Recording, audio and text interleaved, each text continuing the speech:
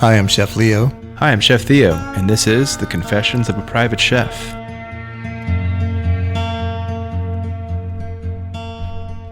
Hey, Chef, how you doing? I'm doing great. It's nice to be back. We took like a little week off because somebody messed up, being me.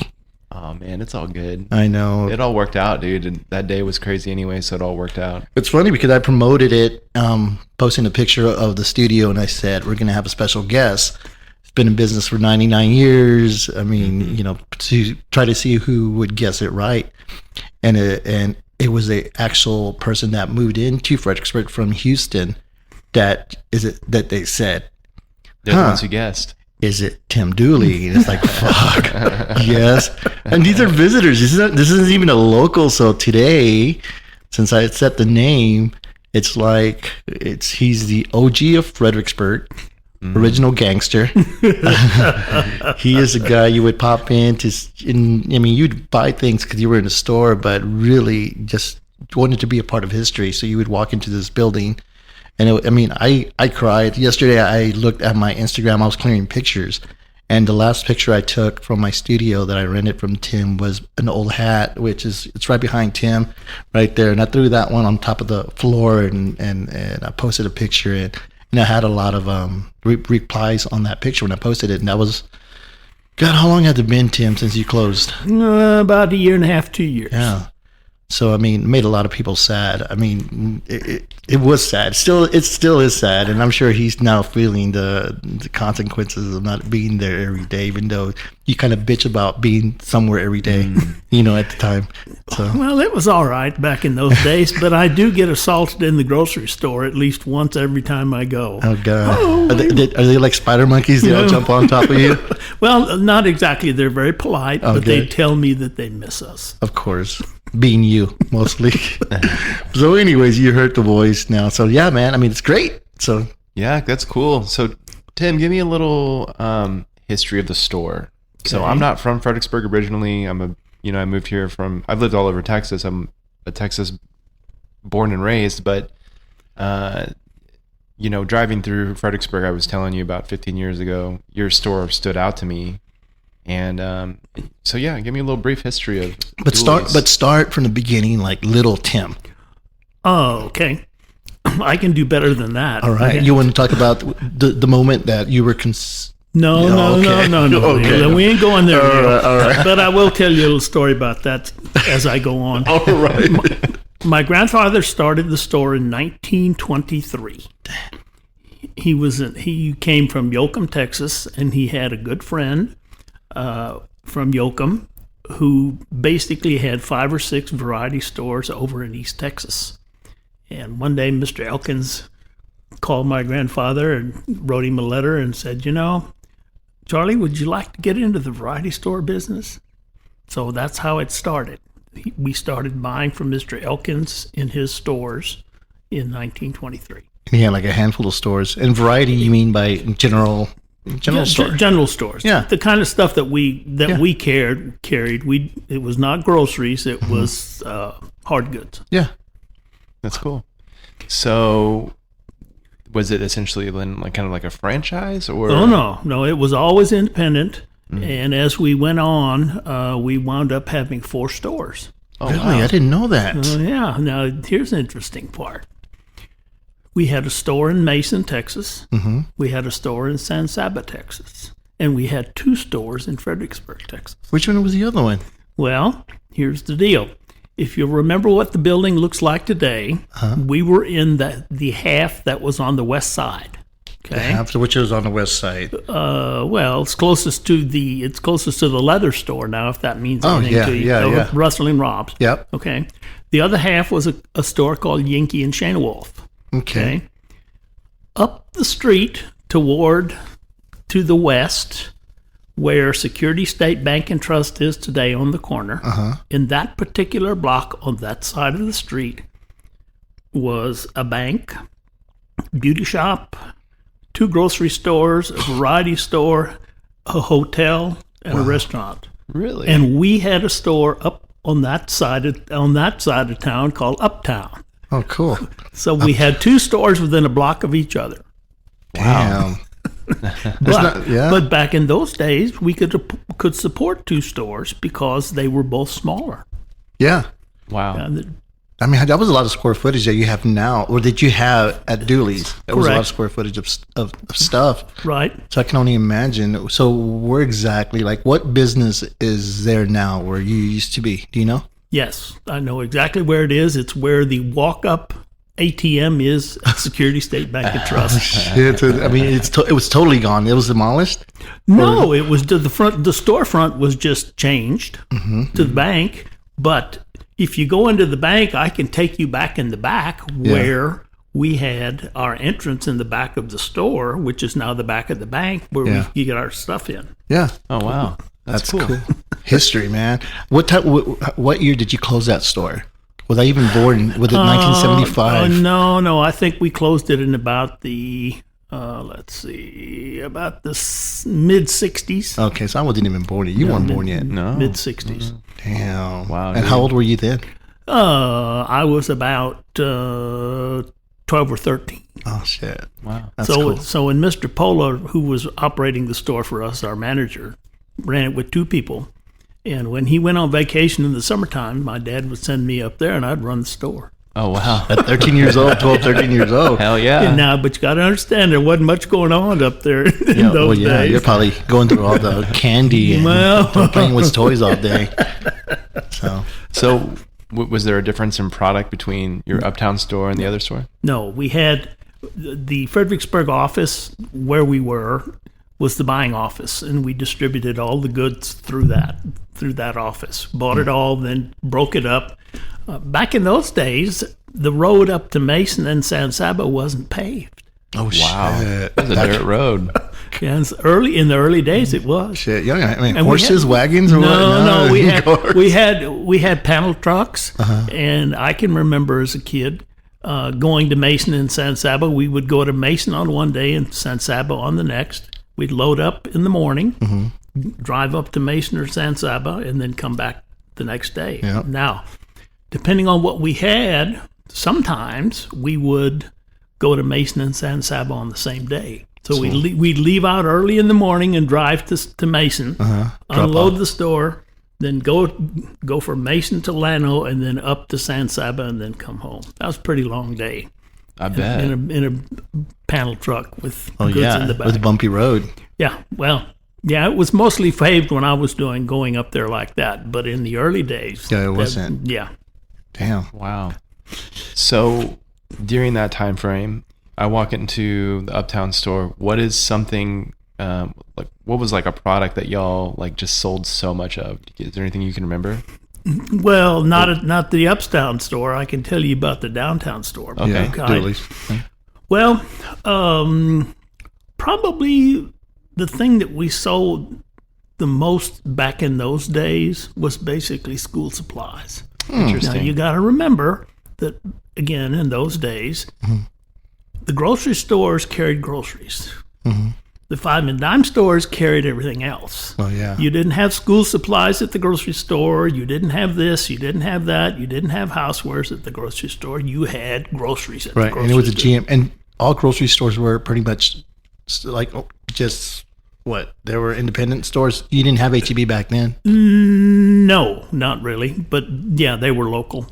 Piggly Wiggly and Nebkins, red and white, and that sort of thing. I remember Superettes, but that was way later on. That's right.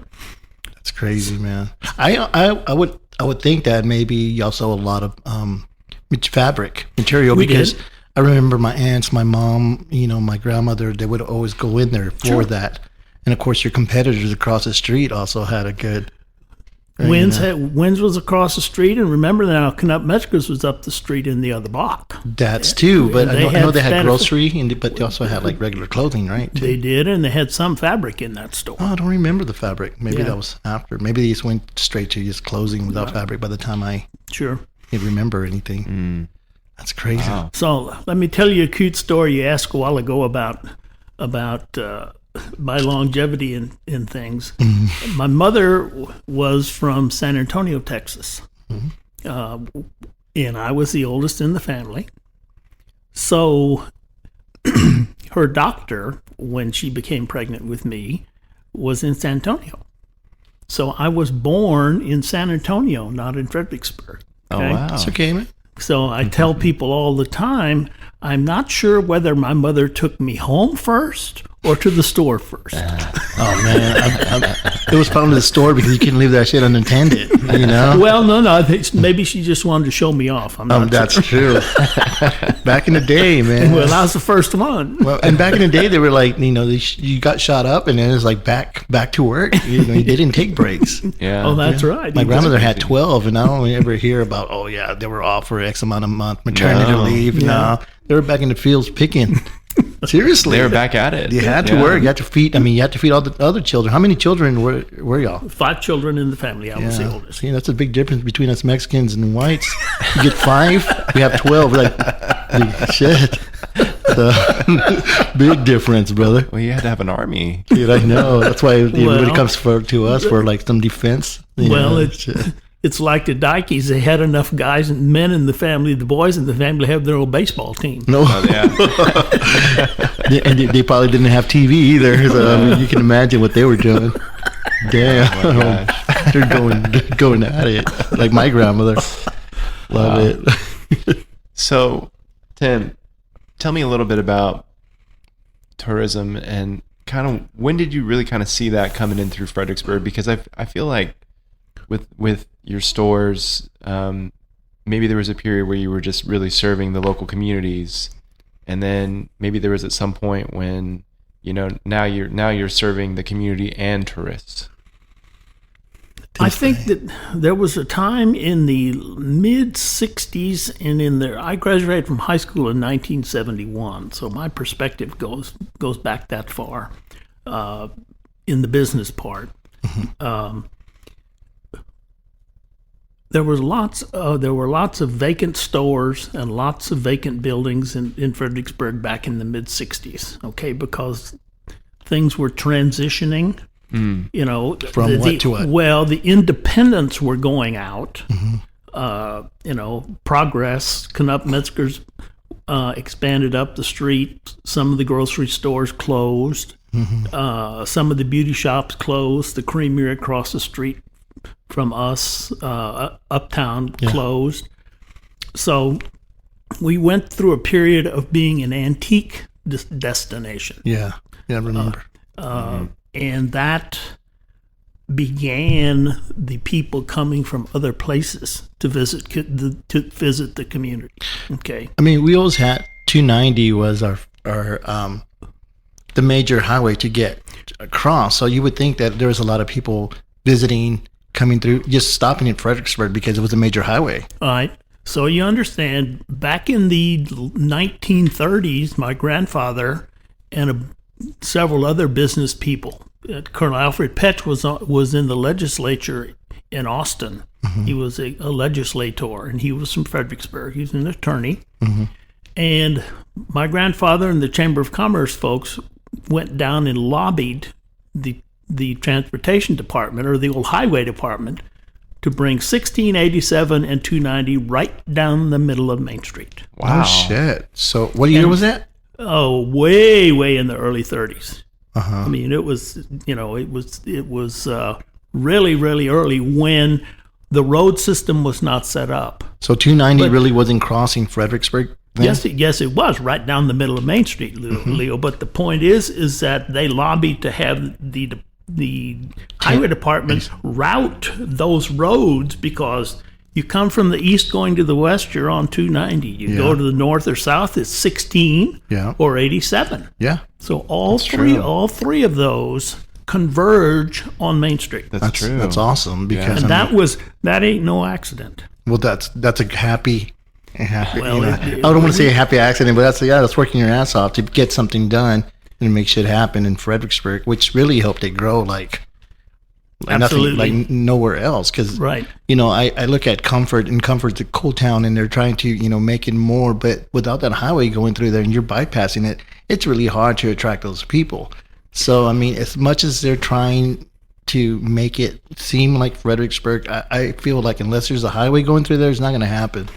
They're trying to get Fredericksburg prices for these buildings. I looked at it, looking at a couple buying, and it's like, Yeah. I'd rather buy in Fredericksburg. Well, it has everything to do with the community's willingness to embrace change Yeah. and to embrace people from other places. That's that's true. Because I'm even Fredericksburg. It's funny you say that because my buddy Chris Ray, the Ray family, have had that property for a long time. They sell it, they sell a lot of it, and they come from out of town, they buy it, they develop it, and then they're bitching about people are moving in. Well, you sold it. Well, But at the same time, it's like I love the change. For me, for Fredericksburg, I love what it's become. A lot of people complain about it, but there's so much more opportunity.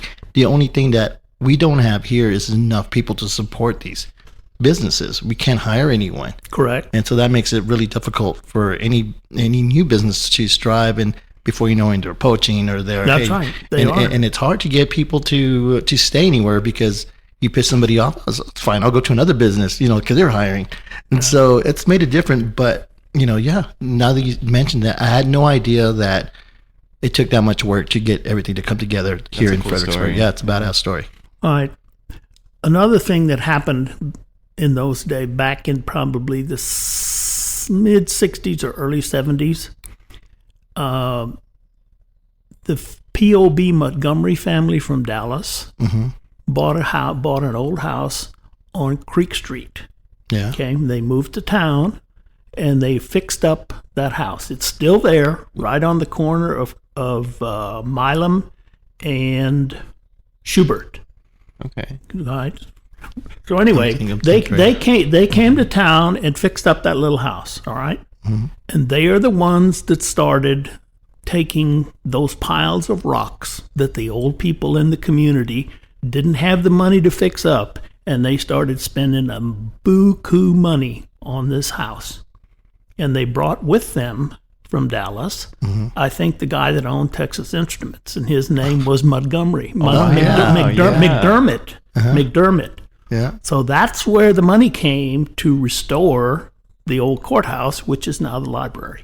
Yeah. And that is what started it. Yeah. When people began to see The potential. that they could take those little piles of rocks and buy them relatively cheap and really fix them up nice. Then the Historical Society got involved in it and started having home tours, which brought more people into town, want to look at old houses. They got money. They come back and say, I won't buy that one. Right. And that's how it evolved. Damn. Wow. There you know. So the calculators that we used during high school, the TI, Could be, yeah. Yeah, That's crazy. I didn't know that. that's crazy. See, this is why we have you on, because you have all the info, all the dirt.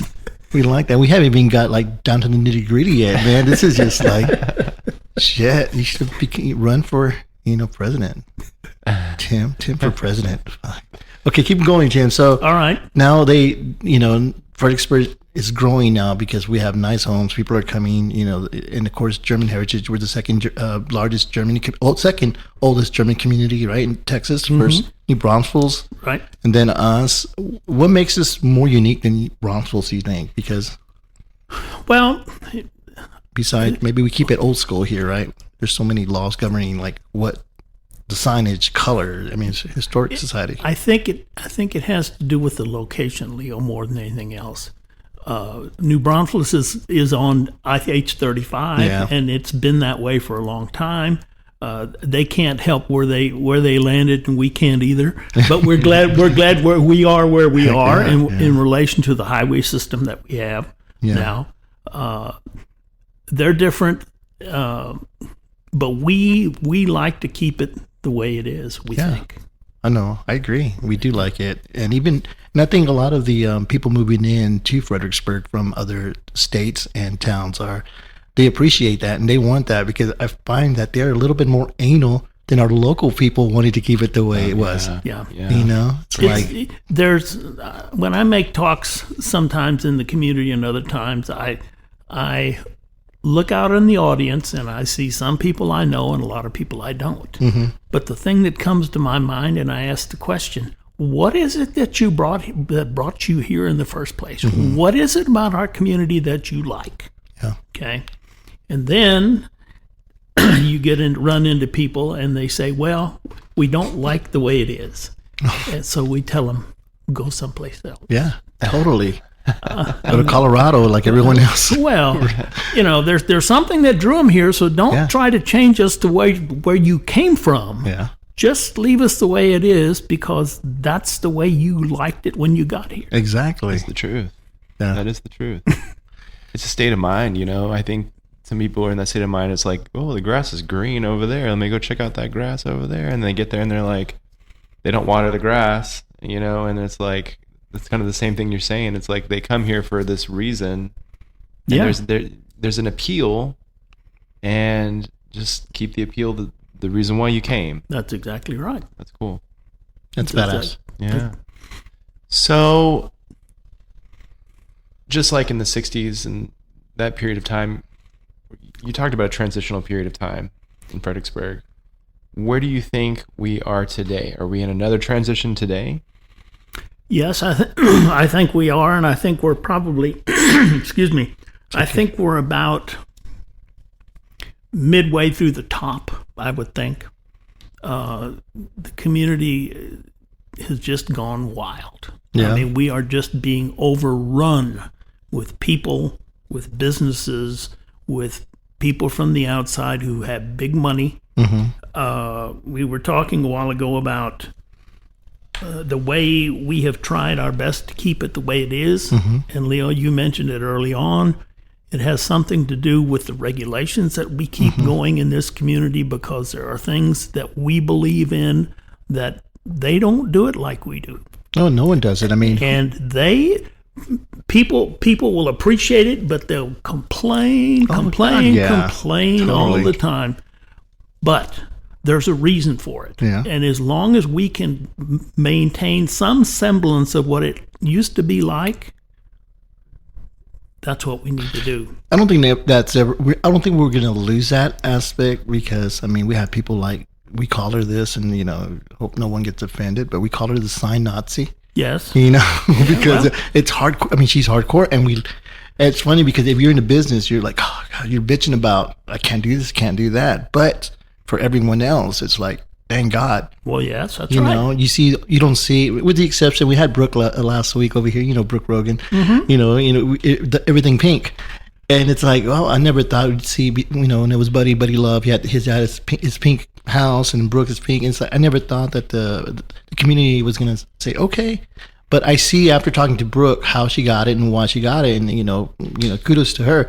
But it was always, our greens, our browns, our tans, our maroons, these were colors that I knew because my father was the sign painter, the artist, and he was like, he had to abide by those rules. Well, and he never complained about it because either way he was going to make the sale and get the money. But when you try to do it, it's like, God damn, so hard. When you're trying to open up a business or even with all the rules, the health department, they are hardcore. Mm-hmm. But the historic society, how you paint your house, how your house looks in the front, the door.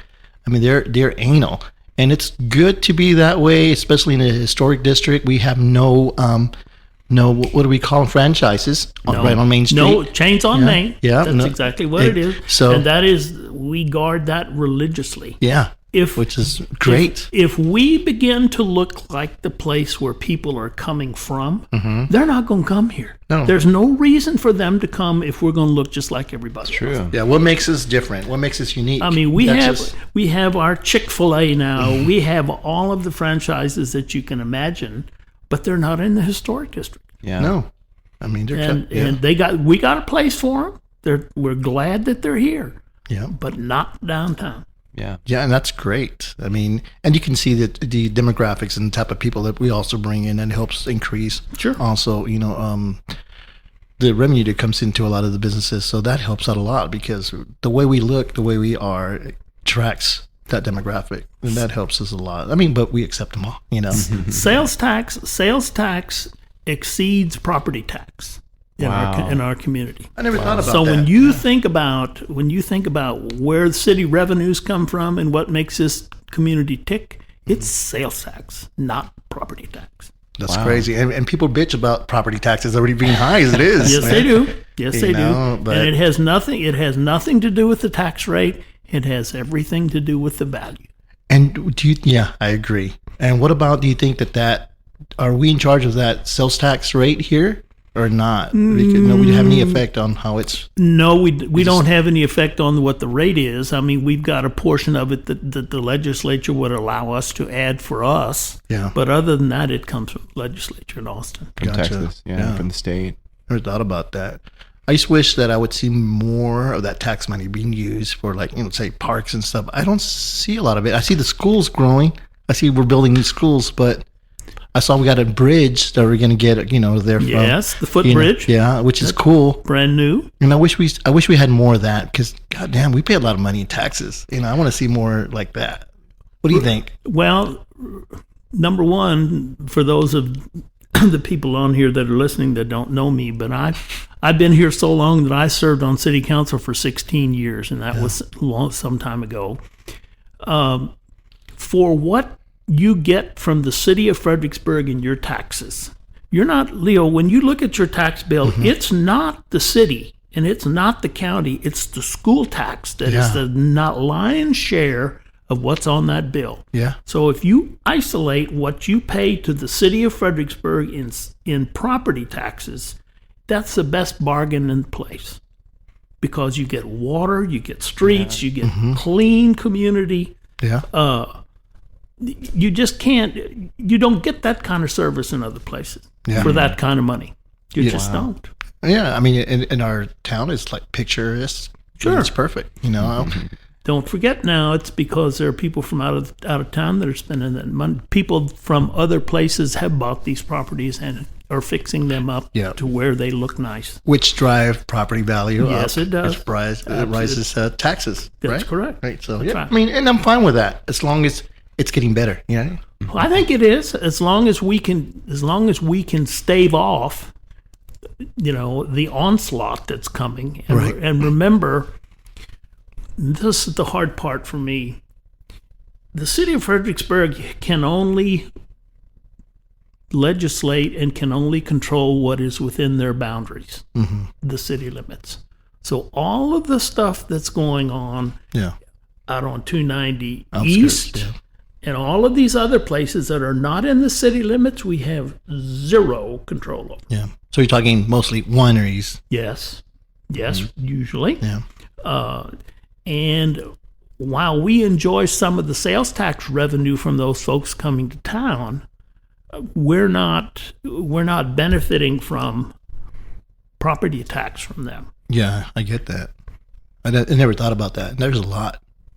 So maybe if it lands in, so it's like basically when they're paying the Gillespie County sales tax, then does that help Fredericksburg? Yes. Essentially? Yes. Something that you need to remember about the difference between the city and county is that everybody that lives in the city of Fredericksburg also lives in the county of Gillespie. It's not like they're two separate places. Yeah. They're intertwined. Yes. And very much so. The judge and the county commissioners have got the responsibility of maintaining the roadways and all of that stuff out in the county to the county line, but we can only control what's within our boundaries. I hear you. Wow. Never thought about it that way. So I want to touch on something. You said the onslaught that is coming. I heard that too. I was like, shit. And he said we were like halfway in our peak. know. I heard that too. I know. So I kind of want to touch on that. So when you say what's coming, and you say that we're kind of would you say halfway through? What do you know that we don't know? Well,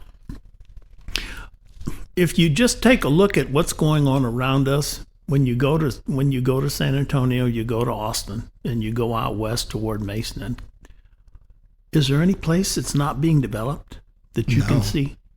Okay, Dude, just judge it by the road work. I mean, it's crazy. You go to San Antonio or Austin, the road work is insane. Well, not only that, but there's all these subdivisions that I didn't even know were there. Well, and what's happening is that the country is shifting. Yes. That the population is shifting.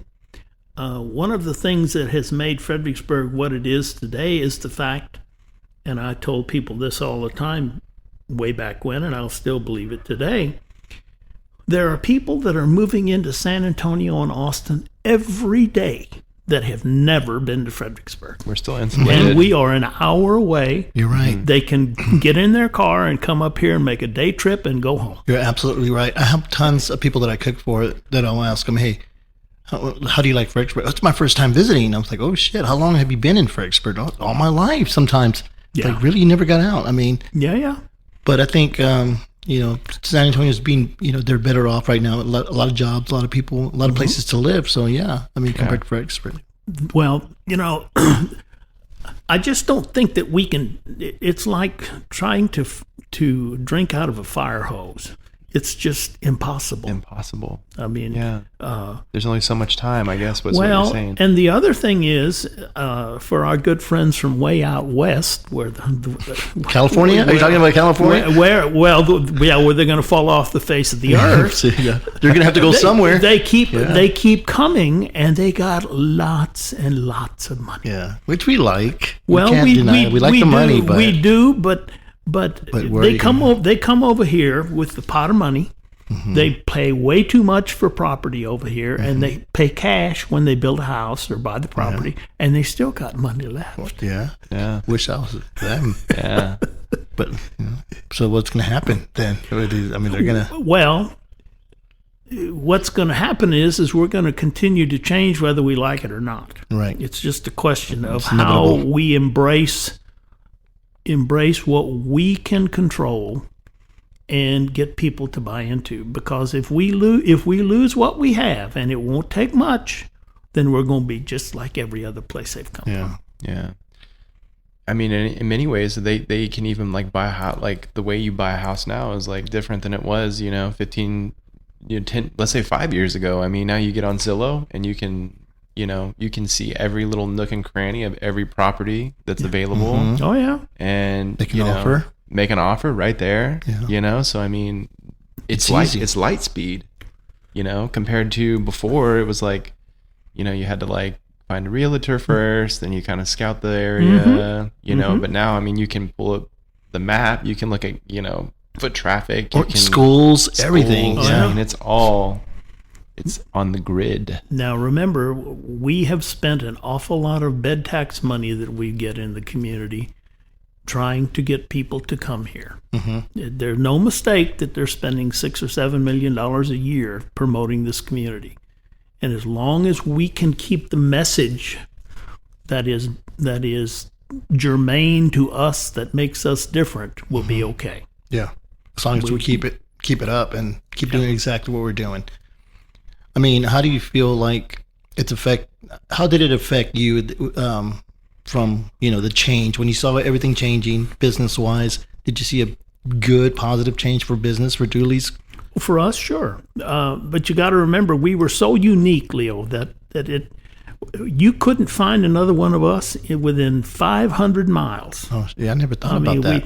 Wins as a chain and Walmart as a chain, but we were the kind of people that you could walk into and you could buy chewing gum, you could buy a needle and thread, you could buy a toy for your kid, you could Underwear.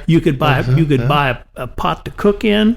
We had it all. Yeah. We had it all. Now, you asked a while ago about a couple of things that we really sold an awful lot of over time. Probably one of the things that I remember the most, two things. Number one was we sold those Mexican blankets. Oh, yeah. Yeah. Serape. They were. And we sold a lot of those blankets. We had a supplier in San To Mexicans? Huh? Who was your demographic to sell that stuff to? everybody, because they great. were so cheap. Okay. Yeah. The old philosophy is I would rather sell a hell of a lot of them at a little bit than try to sell a few at a lot. Yeah. So I would go down to San Antonio. I could leave the store at 8 o'clock in the morning and be in downtown San Antonio and back by noon. Yeah. And I'd bring 120 blankets at a time in my truck. And I'd go down about every 2 weeks. Damn. For a long time. Damn, that's great. And that lady that supplied me would just cried when I closed the store. Oh my God. Man, poor It's like, girl. oh, you All right, received so many two more blankets. stories that are interesting. Leo, you saw those little things that I had in the store. it was a little novelty that I would hawk at Christmas time. It was, I think they were maybe $1.49 or something retail. What was it? They were a belly button duster. Yes. You remember that Yes, belly of button? course, of course. It looked like a very, very small, almost like a tennis racket. But man, you talk about a good stocking stuffer at Christmas time. God. I mean, I'd buy those things like crazy. Heck yeah. And I'd see people in the store and they were walking around. I'd have one in my hand and said, "Why don't you? This would be a good stocking stuffer." I sold them all the time. Oh wow. Funny. You didn't have to be a salesperson. He's held it up.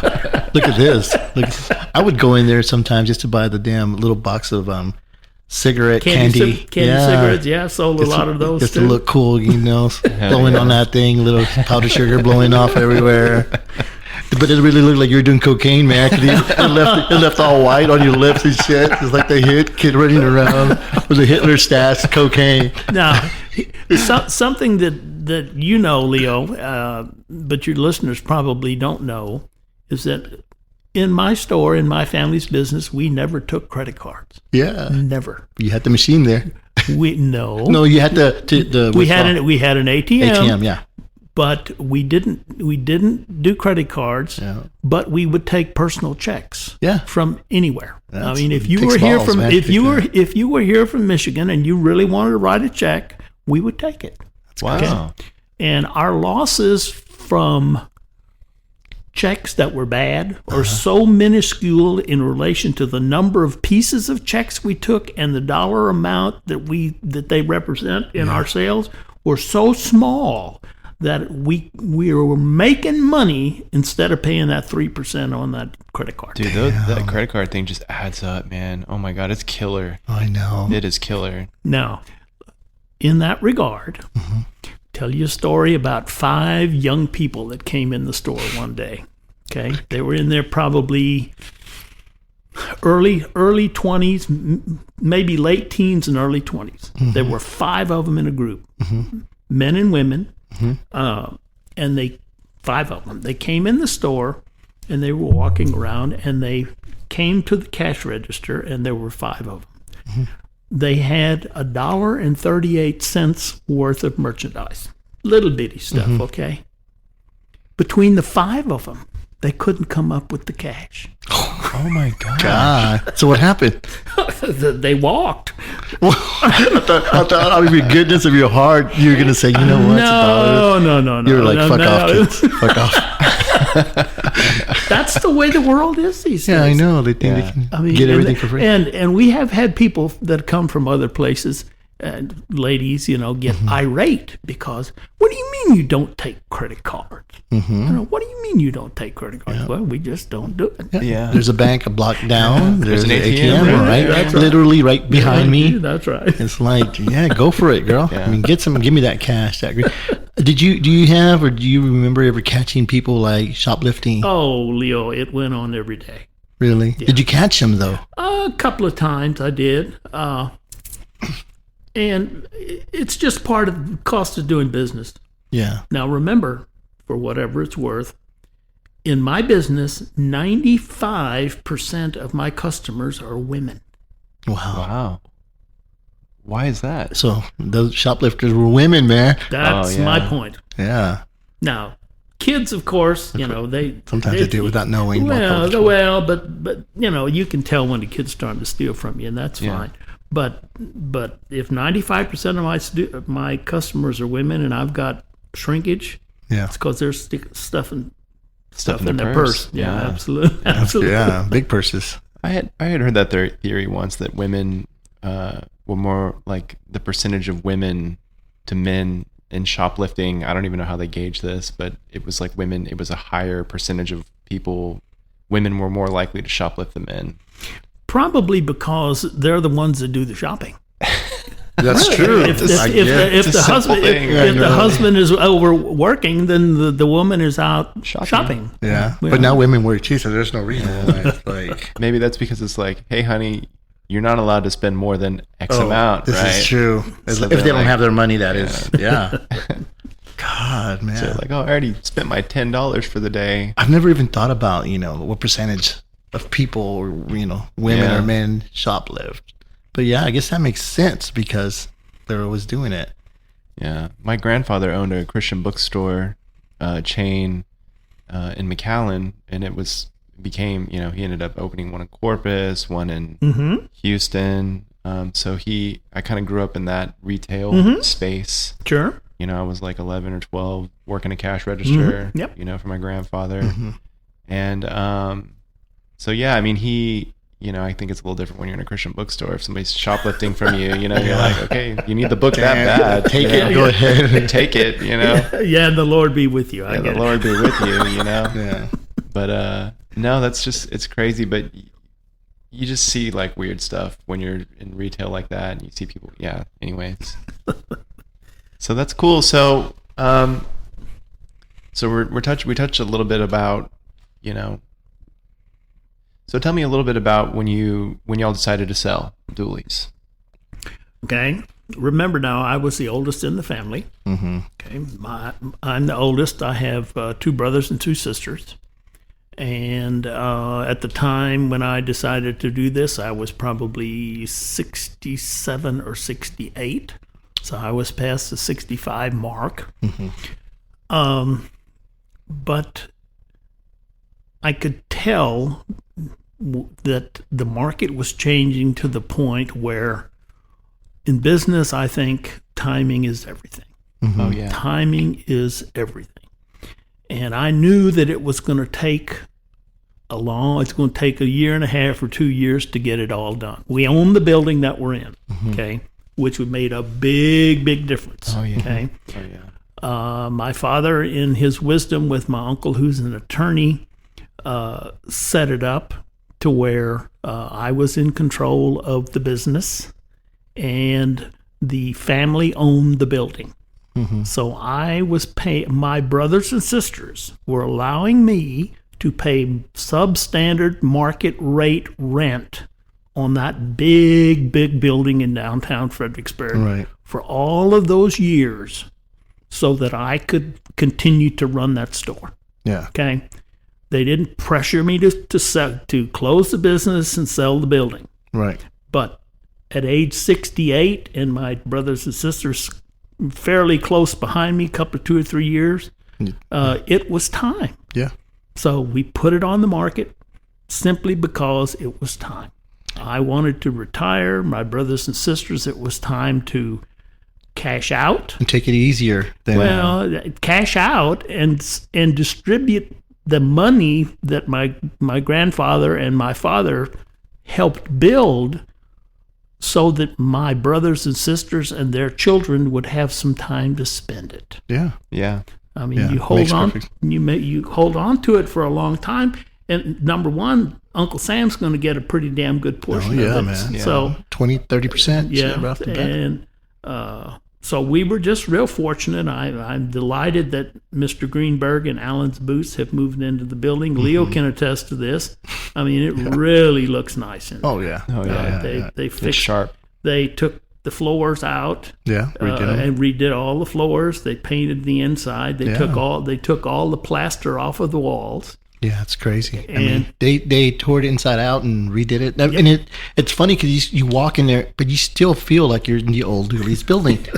Well, It's like that smell never leaves, bro. No, you smell leather. You smell leather now. Because you, if you've been here enough, you can remember what it looked like on the inside. Yeah. When they took the plaster off of the west wall where the red brick is, there were we had 3 faux windows in there. Yeah. Okay.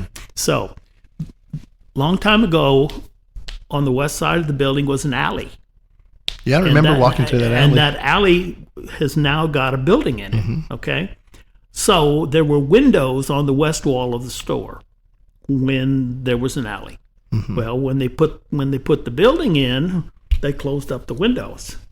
Well, and that was probably, I don't even remember when it was, but when they took the plaster off, those 3 windows still had the original wooden casements and the original glass. Oh, wow. That's crazy. When you started finally moving out, even before, I was like, dude, I want this, I want that. Yep, And yep. the first thing Tim was, hey, I'd rather someone take this and leaving it behind and some trashing it. That's right. So, and it was a wood display of all his, where he displayed all his product. Yeah. And the wooden, old timey wooden counters with the glass on it. We probably threw away 10 tons of glass. Yeah, I remember it was a lot. But when he told me that, I knew that I wasn't capable of doing it all. But I didn't want to say no, because it's like, first of all, it's history. First of all, it's free. Yeah. First of all, it's free, and then it's history. And when I mean like history, this is old lumber. They don't make lumber like this anymore. No. It's funny. You look at lumber in any old house. My mother and father's old German house. You see this hardwood, pine, and the and you see the grooves of the wood. You know, the grain, how tight they are, like literally a centimeter apart. And you go now to the lumber yard and you buy them. They're like 3-4 centimeters apart, and it's soft. I mean, you can almost take your hand and nail and like jam it up in there halfway. And anyways, when Tim told me this, it's like, fuck yeah, I'll take it. And thinking, dude, where am I going to start? How am I going to do this?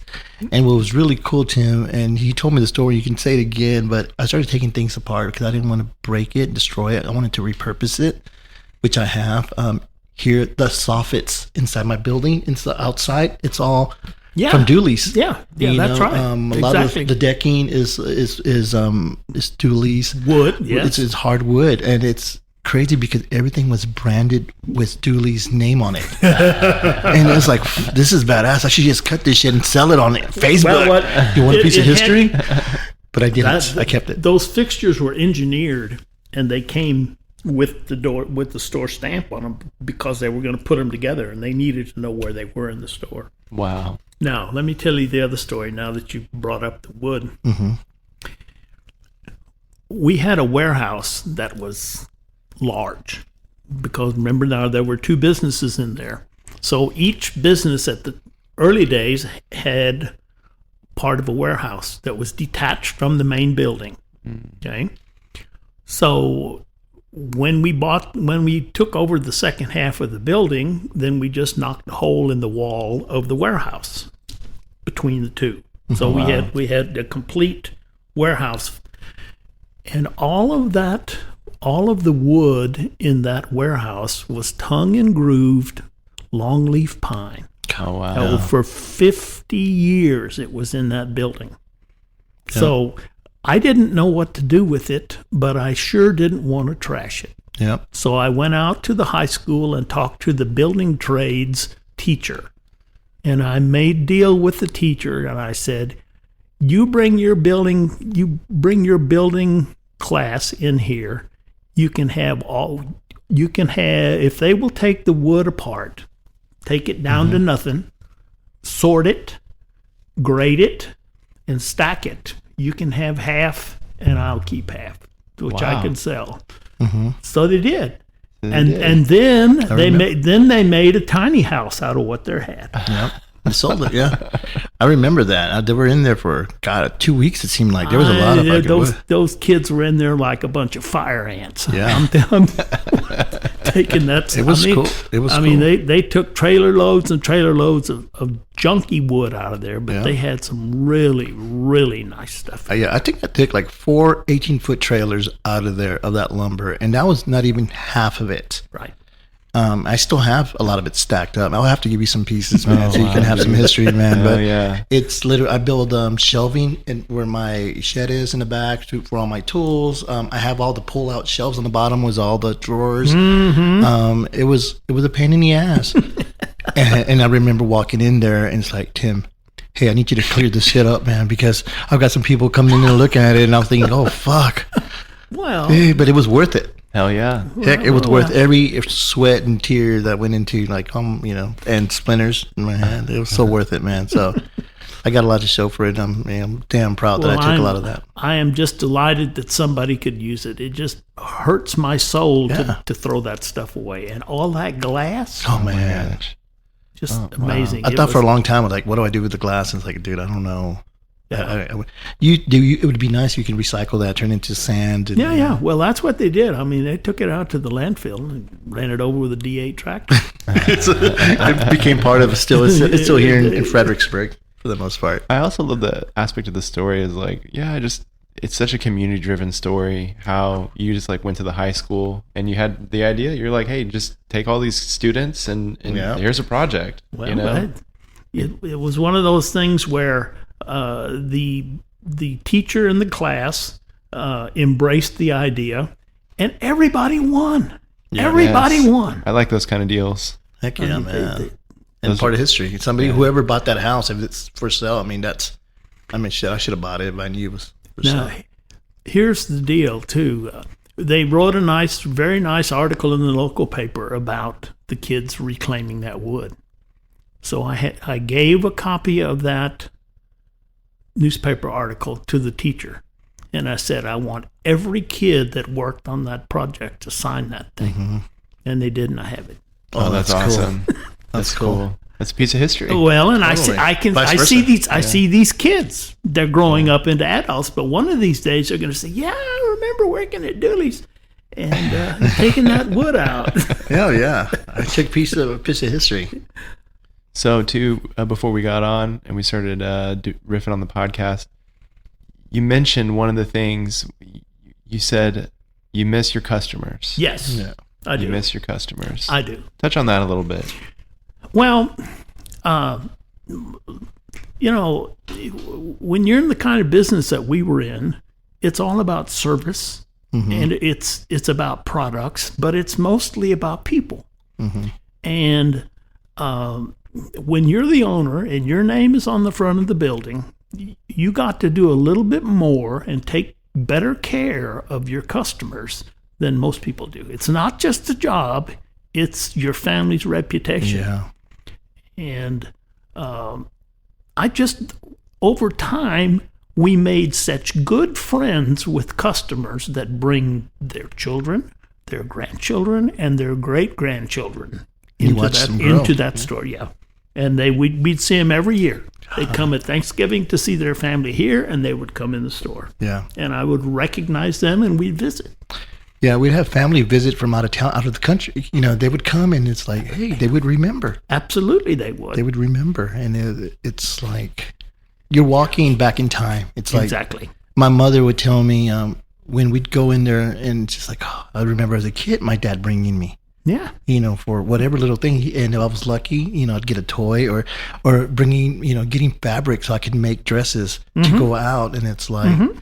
And one of the things that I wanted to buy was that the cutter, the table for the fabric, and that was already sold. And I was about, so I bought the stand that hold all like different fabrics in it, and tablecloth and stuff like that. I bought that for me. Still have it in storage, and it's like my wife's like, "Why do you have it? What are you gonna do with it?" Who cares? I have it, and it's. Yeah. I thought about putting it in here, and it's like I don't know yet. But yeah, you talk about. Just people visiting, I'm the same way. It's like I have recurring customers. It's like you do it because you love it, but you do it for the people because you love to see a little bit of happiness that you bring to someone, and of course you want to get paid, but it's your job. But at the same time, you build these relationships that last for a lifetime. That's exactly correct. And for me, relationships in your lifetime means a lot because then your children, or you pass that down. And you go, if you need anything, or you just want to talk to anyone, like this person is great. Trustworthy, and it's the same thing with banks, just regular mom and pop stores, these restaurants, even some of these restaurants, and that's the way a small community should be, and it is here in Fredericksburg, and I don't see that changing. There's even some wineries that are old school. Some people are like been doing it forever, and even some of the newer ones that are now becoming almost family to me. Sure, because they grow on you. But I mean, you were one person that I would see and admire, and you had a routine. I had a studio above Dooley's, and I had a studio above Clear River. And this man, early in the morning, he'd come right before opening up. He'd walk across. He'd be getting his coffee, and this guy. I mean, we're locals, right? This guy wouldn't go get just, hey, give me a coffee. No, he would walk around the counter, grab his mug from behind the counter of coffee. Now, he would pour his coffee wherever, and everybody knows Tim. I don't think he could do that anywhere else. Well, but it's only because Mr. Dubé and Mr. Giroux were nice enough to let me do that. Now, Leo, don't forget the most important part of that, okay? Yeah. that I am world famous for, I jaywalked every day. Yes. Yes. And then you turn around and bitch about people jaywalking. That's me too, man. That's me too. Well, that was back in the day when you could do it and not get run over. And it was still a major highway. I'm alive because of that. Yeah, and it's funny because it's your family pretty much that made that happen, put that highway the way it is, and you're taking advantage of it, bro. Here's the last story about jaywalking. We can probably wind it up with this because this is a clincher. My grandmother was working in the store in the 30s and 40s. Okay, and of course Main Street was just like it is. It was very wide, but the store was always in the middle of the block. The Golden Block. The Golden Block. So one day, my grandmother was jaywalking across the street from the store across the street. And the sheriff drives by, rolls down his window, and he says, Adela, you really need to go down to the crosswalk and cross at the crosswalk. And she said, I'll cross any damn place I want to. So if I'm jaywalking in the 70s, it's in the genes. Yeah. It's in the genes. Because your grandmother did it. Your grandmother didn't give a fuck, man. It'd be like, I do whatever the fuck I want. You don't even look at. Damn, dude. I felt the same way, but we have new cops now. Nobody, I don't know. True. I don't know a lot of these cops, and it was funny because I went to the bar a couple days ago. It was my cousin that was visiting, and I parked at the loading zone. And I could say, oh, I was unloading something, but I got a ticket on my thing for parking in the loading zone. And I'm like, fucker, I've been doing this for how many years? I mean, no, I've never got one. So now I got to go call the cops. Here's the deal about that. Follows exactly the same. Yeah. Paul A. Strike used to be chief of police. Remember? Yeah, he's passed away, and he's about my age. Yeah. Well, so when people started giving me a hard time about jaywalking back in those days, I said, look, I got a get out of jail free card in my billfold from Paul A. Strike, chief of police. I can do whatever I want, man. I could commit murder.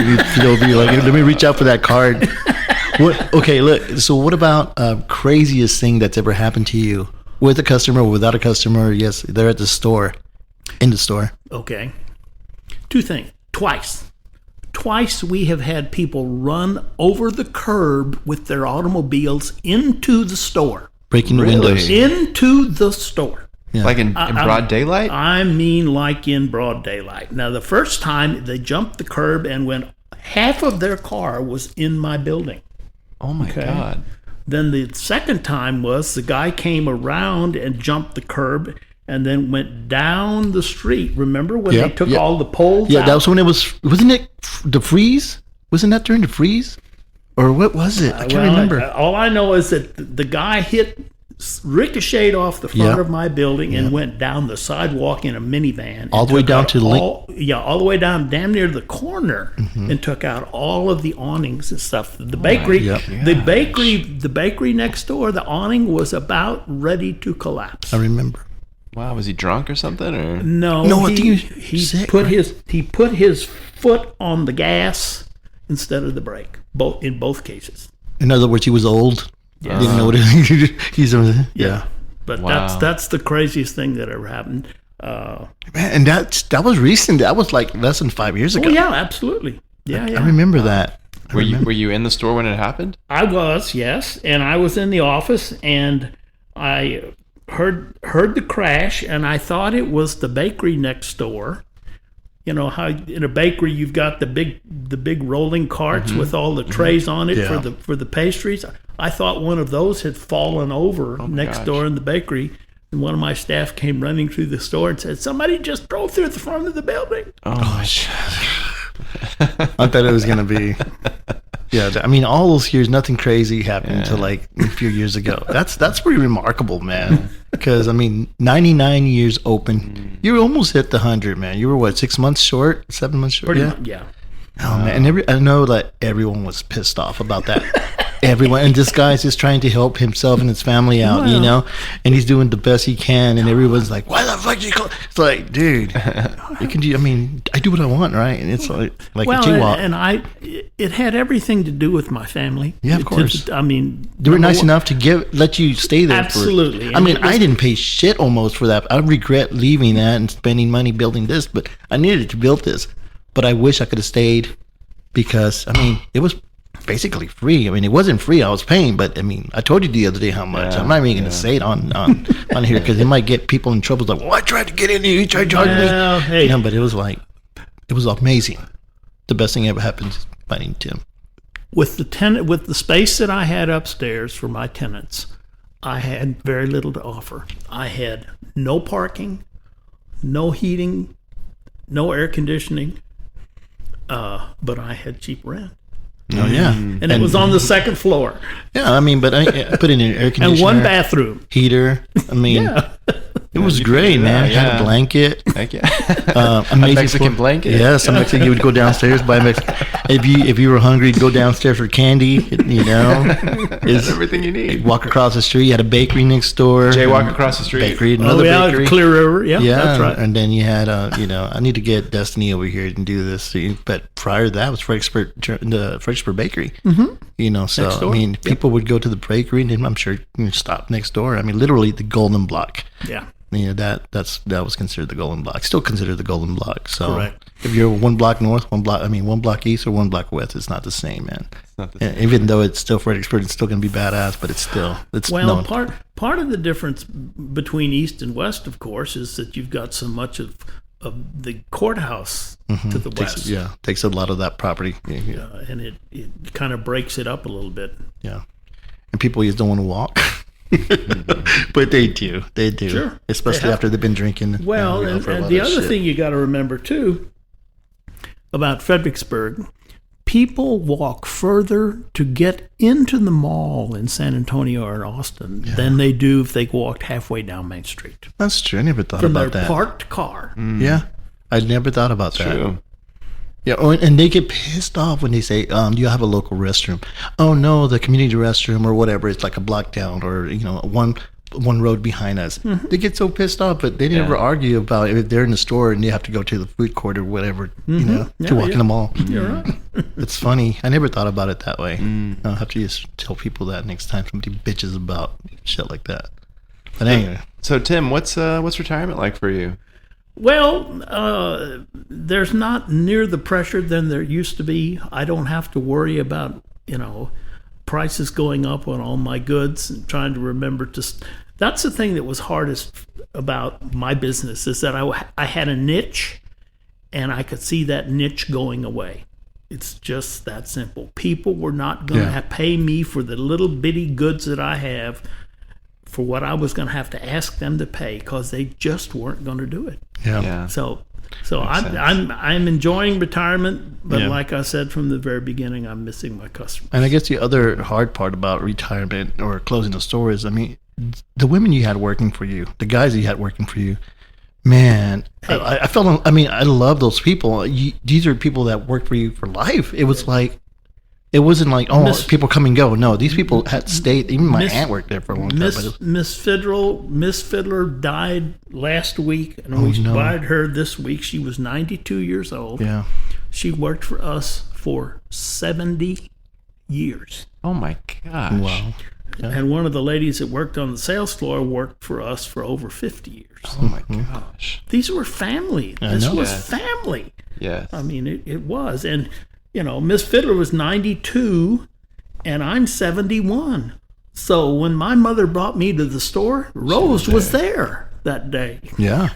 It was, Really? And I got to meet everyone, and it was like, and I would see them at Walmart or H-E-B, and you'd want to hug them and talk to them, and it's the same way. Now we have a couple people that I still see, here at Ace. Yeah, sure. Sonia, that's right. She's over there, and it's like, and of course, over I go to was it Ditmar Lumber?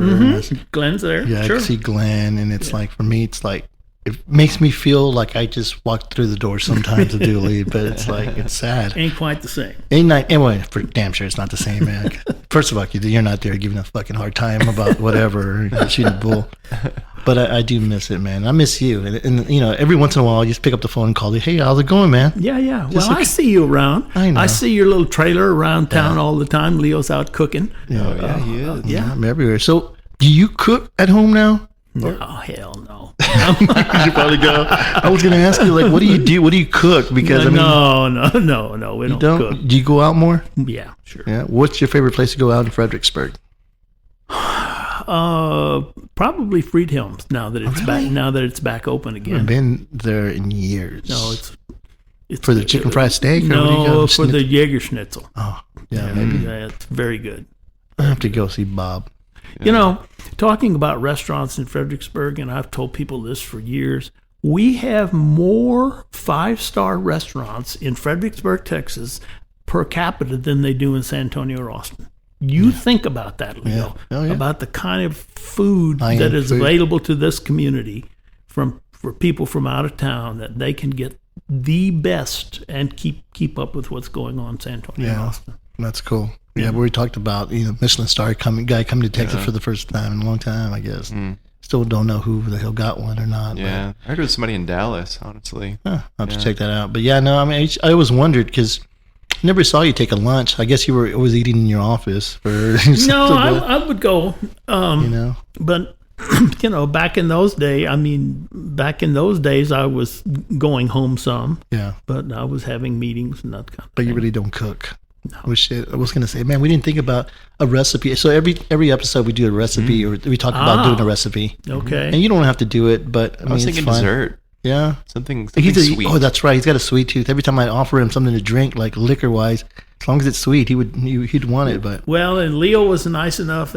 Leo does experiments, and I don't mind trying some of his stuff, but he knows that I'm particularly partial to bread pudding. Oh, so he made a big pan of it one day, and it was really good. Yeah, bread pudding.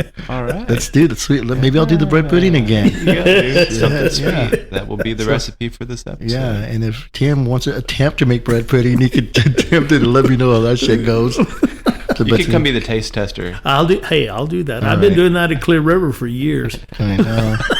That's probably why it's improved so much. Well, Tim's like, this is shit. Throws it away. Well, it's one of those things where back a long time ago, across the street, they had one of these little scent stores where you could go in, and they had a big rack of nothing but little bottles of oils, and you could make up your own perfume or whatever. Oh, I vaguely remember that. Okay, and they had all kinds, and they even had one that said it smelled like dirt. So I tell Jim Giroux, you could make ice cream that tasted like dirt and call it dirt. He'd still sell it. Yeah, they make some damn good ice cream. That's for damn sure. Yeah, dude, for sure. Oh, dude. Well, thanks for coming. Good. Tim. I'm glad. I appreciate the time. It has been a lot of fun for me. We'll have to do one of these when we had like all the old timers together. Not that you're old, bro, but well, no, cool. I don't mind. Just spread stories, share stories about each other. There'll probably be talking trash about each other here. Well, there hasn't been much that's untrue in this interview. Good. Yeah, I really love your vision of, it's great to hear these stories and your vision of kind of like, where the city's been, where it's going. And so, yeah, it would be great to have, Tim back, Yeah, for sure. We'll have Tim and some of the Cranwelgies in here, and I hung out with Mr. Strayer a couple weeks at the Queso. The queso cook-off thing. And, okay. Yeah, and he was helping out, which was really cool. Our conversation, it was like, everybody here is like, they're not local.